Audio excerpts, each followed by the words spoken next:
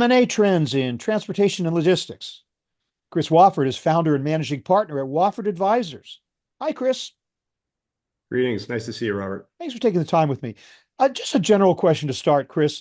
What is mergers and acquisitions? What generally do they indicate about the economy and specifically in transportation and logistics? Are they considered to be leading or lagging indicators of economic health? Sure. So, Robert, the way that I tend to think about things is that on one hand, you have production and on the other hand, consumption. And transport and logistics providers create the connectivity between the origin of the products and the consumption of the products. And so if you think about the ISM and other indices of production as the closest you're going to get to the state of the economy, the transport and logistics providers are one derivation away from them. And so it's a very early-ish indicator of how the economy is trending. Now, there are some factors that we'll get into in a bit about why certain sectors of transport and logistics are more prone to M&A right now than not. That's very specific to things like, is it asset-based? Is it not asset-based? Is it ground? Is it warehousing, et cetera? But I think the basket of transport and logistics companies is a good leading indicator. Now, on top of that, you asked me, is M&A a leading or lagging indicator? And I think that, we view M&A activity as lagging because it really is a byproduct of the state of play of the economy, inflation, interest rates, the lending environment, the competitive dynamics in any given sector are all predicated upon, a long list of indicators. And of course, it all comes down to valuation, right? Yeah. So valuation is itself a lagging indicator. Okay, so transportation and logistics specifically, what is M&A activity looking like in general right now? So it's very interesting. We saw a real revving up of the engine at the end of 2024 and into January of 2025 on the heels of the Trump election. There were a couple things that happened. One, I think everybody thought Trump was going to be great for the economy. Specific to transport and logistics, we saw a couple important transactions evolve that were not necessarily anticipated to be as competitive as they turned out to be. So one of those was the acquisition of Coyote, which is a carve out of UPS. It ended up being acquired by a company called RXO, which is publicly traded at a multiple that's in the double digits. And the auction, which was taking place in a very dormant, oversupplied transportation environment. And just to be clear, Coyote is what we call a truckload broker. So it brokers truckload movements around the United States of freight.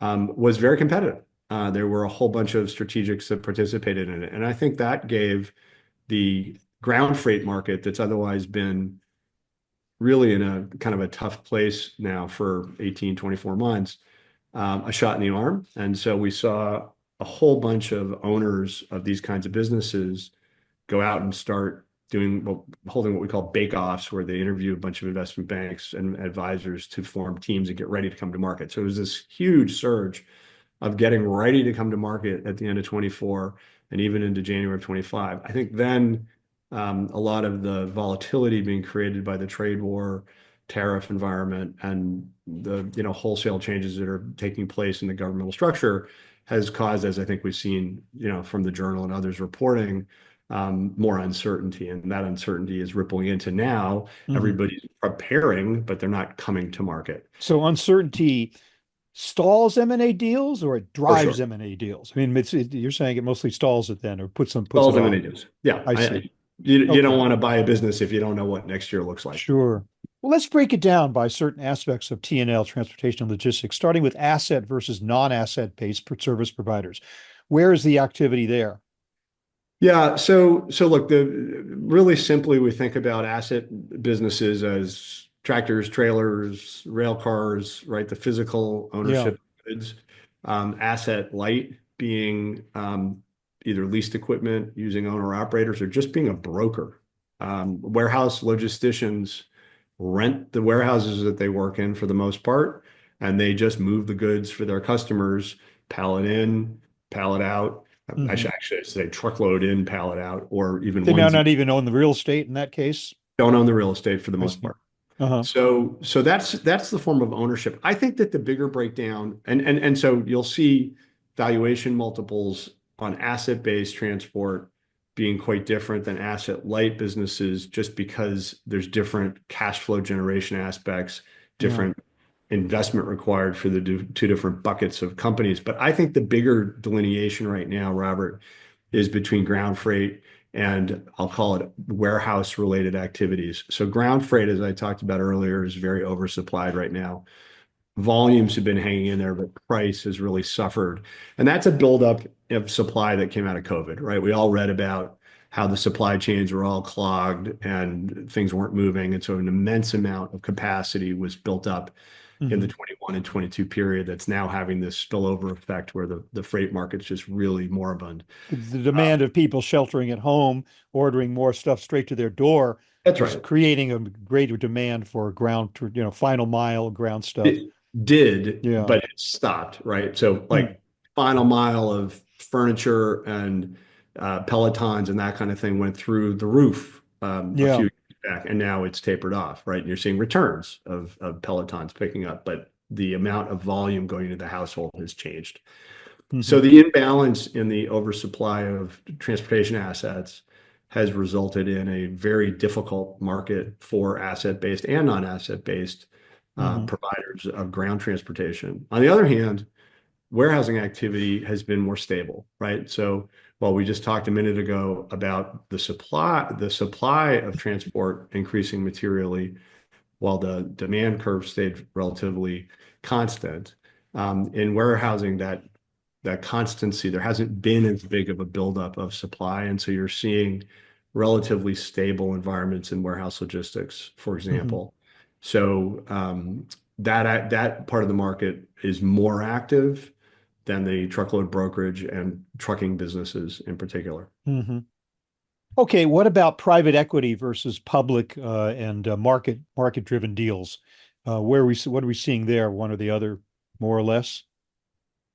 Well, on the private equity side, there's a huge amount of capital looking to be put to use, and the lending environment is relatively stable. And so while we're not seeing peak leverage ratios, we are seeing very, kind of moderate to above moderate lending levels for leverage buyouts, any kind of leverage loan environment. So the demand from private equity is there. What's difficult is that because of all the factors I just talked about, private equity is not looking to sell their T&L, the transport logistics businesses in this environment Yeah. unless it's very selective, right? If you have a specialized business that isn't suffering from some of these oversupply issues, that has a very different economic profile than something that's suffering through overcapacity. So on one hand, there's a lot of buying demand. On the other hand, there's a dearth of product right now in the private equity community. So that's created this, as I said, this whole like, let's get ready to go environment, which is what we're sitting in right now. I think if we see some green shoots, an upturn in freight activity and pricing, you're going to see just a tremendous number of businesses come to market. Hmm. I just, is that going to be 25 or 26? We don't really know that one yet. Well, recent dips in consumer confidence just in the last few weeks indicate that there could be some rough roads ahead. I don't know how you feel about that, but Yeah, well, you also asked me about public M&A, so I was going to pivot to that. But yeah, no, yeah. look, clearly the volatility of the economy is wearing on, everything from the consumer and consumer confidence to executive confidence, right? The journal came out in January talking about how executive confidence in the stability of the economy was declining. So none of Hmm. those things are good for M&A activity. So Uh, again, the very nature of uncertainty means you can't answer my final question, but I'm going to ask it anyway. And that is, what is the coming year in M&A and T&L going to look like? Do you have any ideas? yeah. So the other part of what you asked me before was how's public interest, and Yeah, yeah. I think the public companies, large strategics, continue to have interest for selective acquisitions that really round out their competitive positioning or their suite of services. You've seen that in select instances. Ryder just bought a company called Cardinal at the end of the year. Hmm. Uh, DHL just bought a reverse logistics business in the United States called Inmar Supply Chain Solutions. So you've seen, some interesting moves, some large strategics. I think that will continue. And I think that will be at a, kind of a moderate pace. The big question is, when does the dam break and let all these private equity businesses come to market?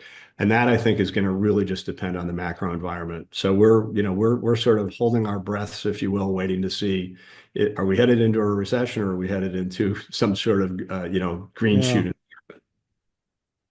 Well, okay. At least it helps to put it in perspective.